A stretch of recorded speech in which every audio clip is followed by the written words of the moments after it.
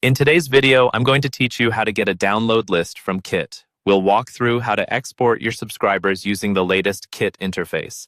By the end, you'll know exactly where to click and what to expect, so you can easily grab a CSV file of your audience and use it in other tools or for your own records.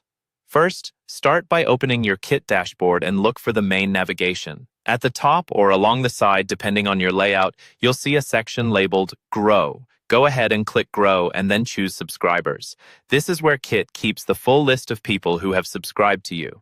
On the Subscribers page, you'll see a table with columns like name and email, along with a checkbox at the very top of the list, right next to the name column header.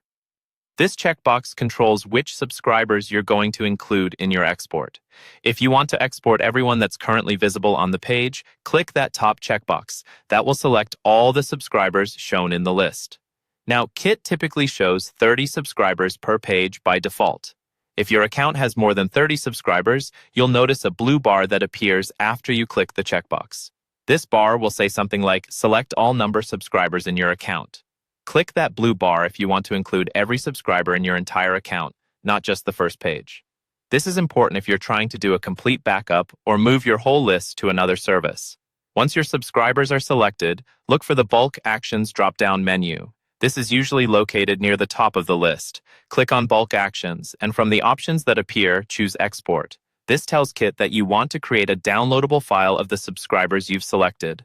After you choose Export, a confirmation pop-up will appear. This is just Kit making sure you really want to generate the export. Click Export again in that pop-up to confirm. Now, Kit will process your request in the background. You don't need to stay on the page while it works. After a short time, you'll receive an email notification from Kit.